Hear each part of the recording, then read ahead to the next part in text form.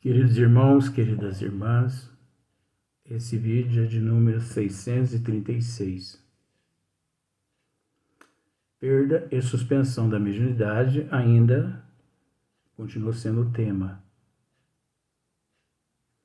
Capítulo 17, Livro dos Médiuns. A pergunta é a pergunta de número 5. Quando Kardec pergunta aos bons espíritos, veem-se, quer dizer que vê sempre. No entanto, médiuns de muito mérito moralmente falando, que nenhuma necessidade de repouso sentem e que muitos se contrariam com essas interrupções cujo fim lhes escapa. Então, vê-se muitos médiuns falando a respeito. Então, os bons espíritos, eles respondem da seguinte forma a pergunta de Kardec. Porque nós sabemos, como nós temos já aqui no esmiuçamento, nós temos já orientado que não existe a perda da mediunidade. Não existe a perda da mediunidade. Existe a perda da oportunidade que tinham aqueles médiuns o convívio com os bons espíritos.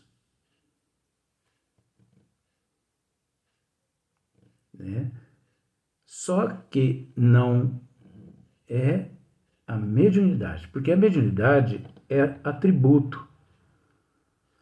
Atributo como a inteligência, como a moral e muitos outros atributos.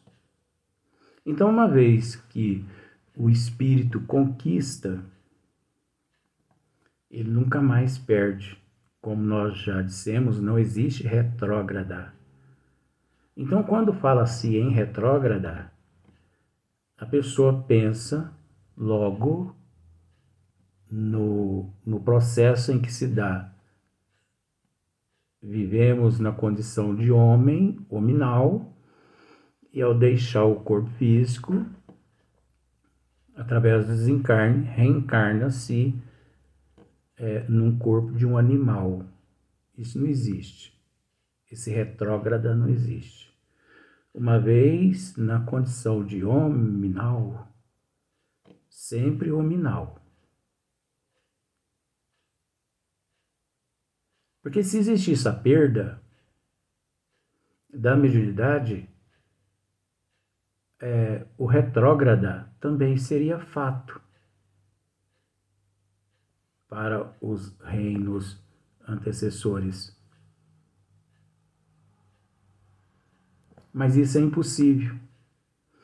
Então, como nós já explicamos em outros vídeos, os bons espíritos aqui, eles abordam dons mediúnicos como faculdades mediúnicas. Então, é natural que a faculdade mediúnica, o indivíduo, por se encontrar-se num processo de evolução, e principalmente no corpo físico,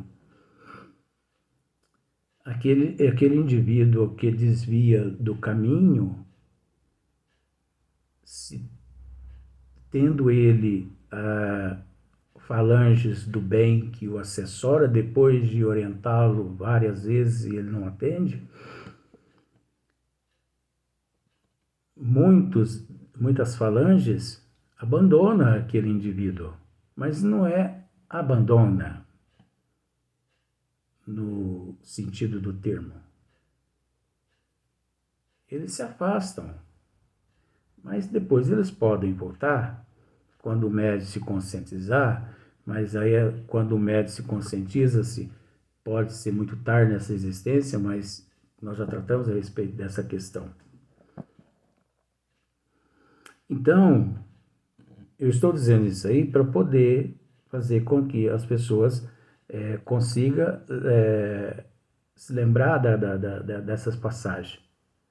Porque aí vem os bons espíritos dizendo assim: servem para lhes pôr a paciência à prova. Esse período, esse momento, e para lhes experimentar a perseverança. Por isso é que os espíritos, nenhum termo, em geral, assinam a suspensão da faculdade mediúnica. Você observa que aqui os bons espíritos já estão usando um outro termo, da faculdade mediúnica. É preciso ficar muito atento com as nuances, porque existe uma sutileza enorme que, se a pessoa não está atenta, ela não consegue captar. Porque existe sentido duplo, existe um sentido triplo. Então é preciso ficar bastante atento e raciocinar com bom senso. É para verem se o médio escoroça, se o médio descoroça, né? Eu entendi outra coisa aqui. É também para lhe dar tempo de meditar as instruções recebidas. Por essa meditação dos nossos ensinos é que reconhecemos os espíritas verdadeiramente sérios. Eu vou fazer um breve comentário, mas olha só para você ver, continuando, só mais 2 linhas. Não podemos dar esse nome aos que, na realidade, não passam de amadores de comunicações. Nós temos tratado a respeito desses assuntos espíritas verdadeiramente sérios. E às vezes as pessoas podem pensar assim, mas isso não passa-se de uma invenção do Luiz, né? Não. Eu não ganho nada para inventar nada aqui. Se eu disser algo aqui que não condiz com a minha bagagem que trago de vidas passadas e o que já consegui amealhar na doutrina dos espíritos, eu respondo. Então eu nem ouso, não passa pela minha mente jamais brincar com a doutrina. O dia que eu me ver impossibilitado de tratar desse ou daquele assunto, eu mudo o capítulo do livro. Eu procuro um capítulo onde eu consiga de fato entender de acordo com o meu conhecimento. Quando nós temos dito aqui, quantas vezes, no Brasil e no mundo, mas vamos falar de Brasil, os pseudos espíritas, eles alcançam um índice de 97% no Brasil.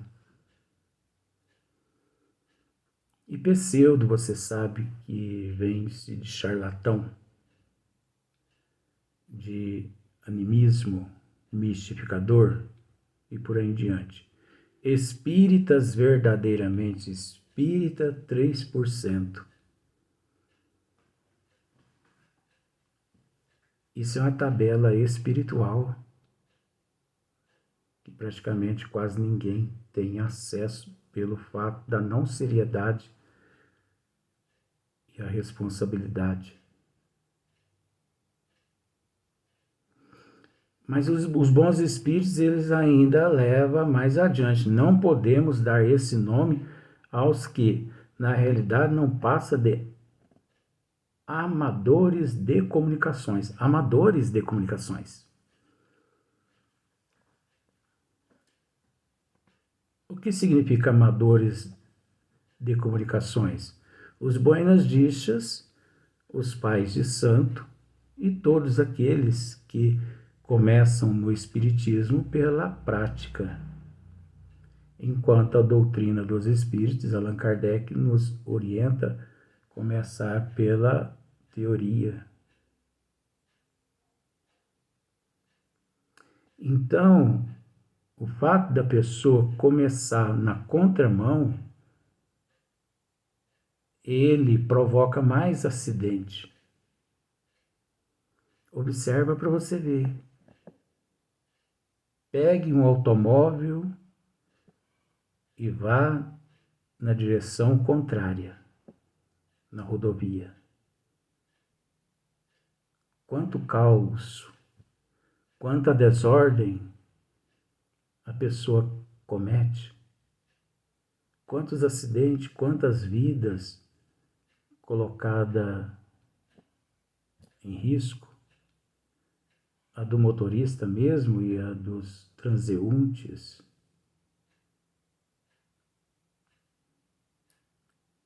Então, todos esses que não estudam, que não participam de cursos nas casas espíritas, esses avessos às 5 obras básicas da doutrina, porque você conversa com certas pessoas a respeito dos estudos, não, eu não sou muito chegado a estudos, não. E cursos? Para que curso? Né? Esse né é um ponto final. Né? Dizer o quê? Se a própria pessoa está dizendo, você vai dizer o quê? Né é um ponto final. É uma abreviatura. Quantas pessoas chegam à casa espírita hoje e são colocadas por status, por condições financeiras, lá no alto do pedestal? Quantos chegam à casa espírita nesse exato momento, na primeira vez, no primeiro dia? São colocados para psicografar, são colocados nos trabalhos de desobsessão. Isso é um perigo. Isso é um perigo. Eu já tive a oportunidade de dizer isso aqui, e eu vou tornar a repetir. Não sei se você se lembra, em um ou dois vídeos eu comentei há uns tempos atrás. Você é amigo de um médico responsável por uma sala cirúrgica num hospital. E ele te chama e você vai até ele. E ele está lá no hospital. Ele pega para você assim: eu queria que você presenciasse uma cirurgia de crânio hoje. Tem cirurgias, gente, que vai de 4 horas até 18, 19 horas de cirurgias. Então eu queria que você assistisse à cirurgia. Você não pode dizer não, viu? Porque você é meu amigo. Agora você vai assistir a cirurgia lá na sala cirúrgica só porque ele é teu amigo?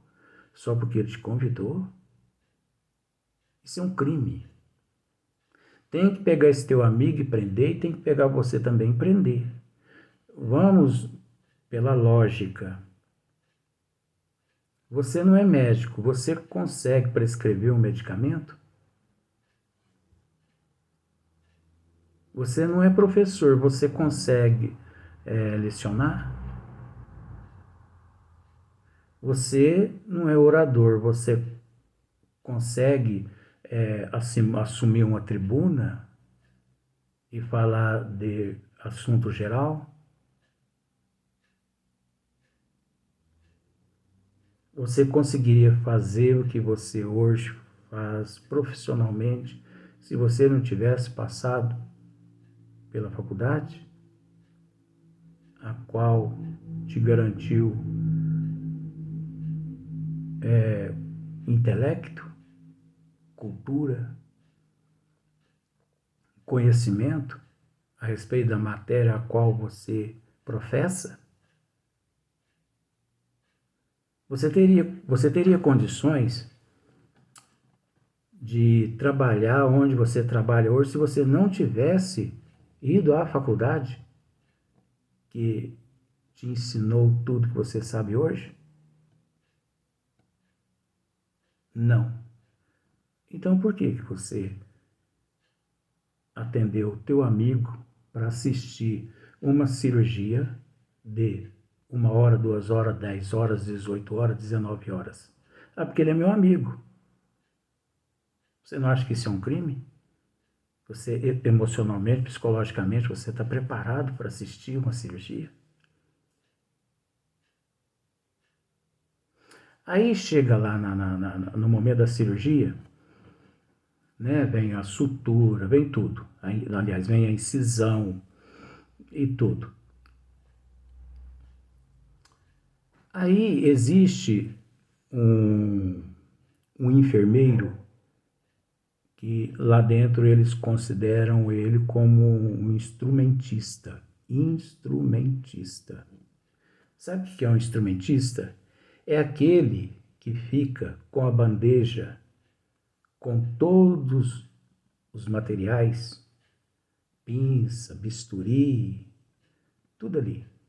Ele fica com aquela bandeja ali rente ao médico que está realizando a cirurgia. Aí o médico pega essa bandeja, vamos usar esses termos assim, bem grotesco. Ele pega essa bandeja e fala para você, ó, o instrumentista hoje não veio, você, como é meu amigo, vem cá.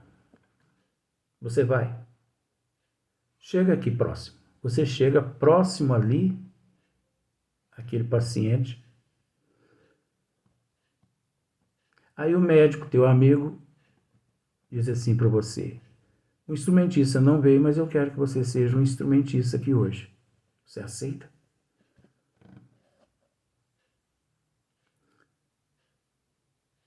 Vamos dizer que você aceita. Aí o médico prepara todo ali o ambiente e pede para você o bisturi. Você olha assim, aí você fala para o médico assim, essa faquinha aqui, se você fosse um especialista, você nem perguntaria. Você ia e pegava o bisturi e entregava ao médico. Aí o médico, como é teu amigo, fala assim, não, isso não é faquinha não, isso é bisturi. Tá, mas você continua ali. Aí ele realiza ali a incisão. E você pega e olha no médico e fala para ele assim, nossa, mas você está cortando nele? Não, mas isso aqui não é corte, isso aqui é incisão. Interessante, né?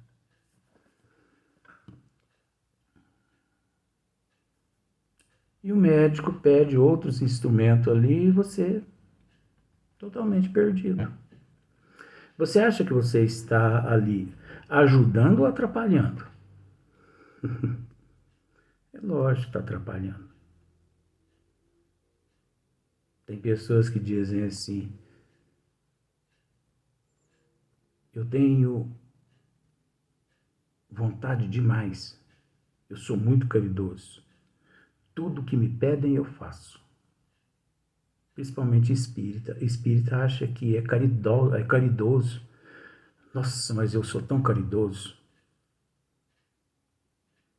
Tá bem. Você vai atravessando a rua, de repente você depara com uma pessoa que naquele momento foi acidentado. Você chega ali, porque você é de boa vontade, você tem um coração muito bom, né? Você pega aquele paciente no colo, joga dentro do teu carro e leva para o hospital. Você acha que está certo isso?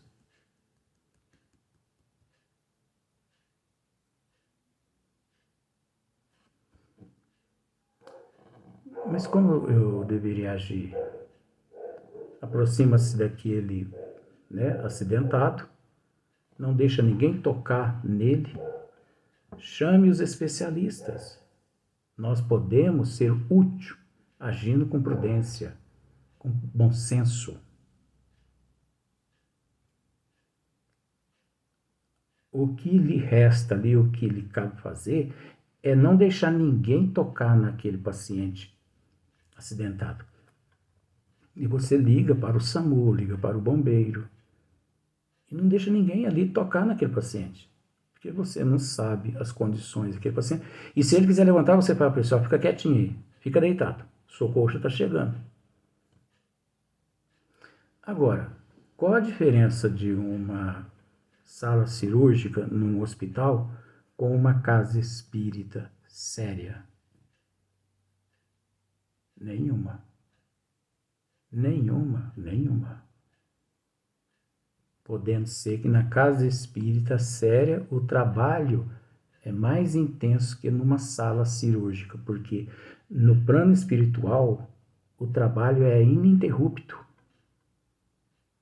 enquanto aqui na Terra, né, existe aquelas momentos assim de descanso e tudo mais. Lá não tem descanso não. Então você não tem noção de psicografia, você não tem noção de psicofonia, você não tem noção de nada. Você chega porque te convidaram, porque teu amigo, tua amiga, você senta, você recebe, você faz isso, você faz aquilo. Tá certo isso? Isso são interrogações, não é julgamento. Ah, mas se eu não aceito, as pessoas podem ficar magoadas. Interessante, né? As pessoas preferem trair Deus, trair Jesus, trair a espiritualidade do que ser honesto, verdadeiro com os amigos.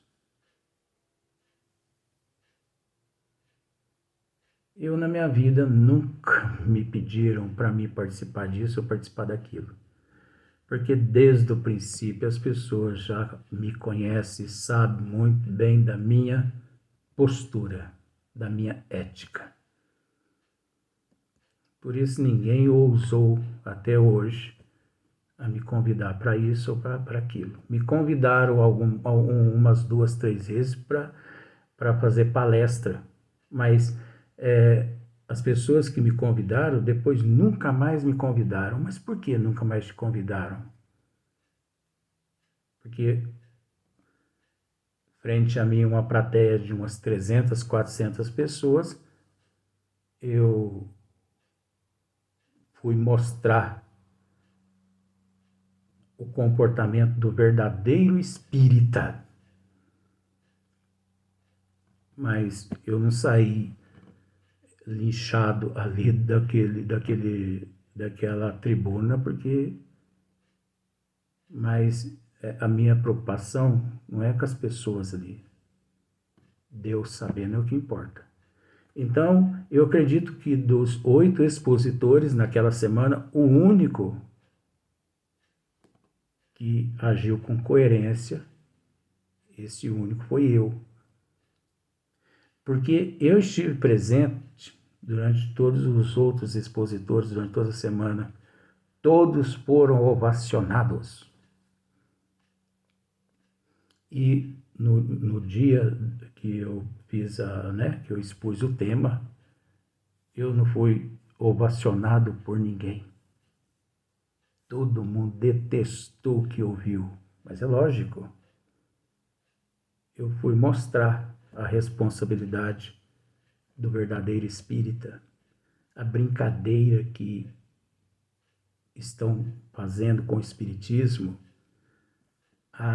eu fui mostrar a responsabilidade do espírita, as negligências que estão cometendo dentro das casas espíritas, os mercenários, os apócrifos, os charlatões, os mistificadores. Eu fui mostrar a responsabilidade dos presidentes das casas espíritas, dos membros das casas espíritas. Então eu toquei na ferida, mas não com o intuito de ofender ninguém. Porque isso faz parte da minha ética, da minha moral. Se eu for convidado para falar mentira, para agradar o povo e para dizer ao povo aquilo que as pessoas querem ouvir, é preferível me esquecer. Porque eu não estou aqui na Terra para fazer gracinha para ninguém. E nunca mais me convidaram. E você acha que eu achei ruim? Achei que foi bom. Porque eu fui lá e plantei a sementinha de acordo com a espiritualidade me confiou, me conferiu. Se germinou, o problema não é meu. Lançada à terra, a semente foi. Agora o problema de cuidar dessa semente é de quem as recebeu.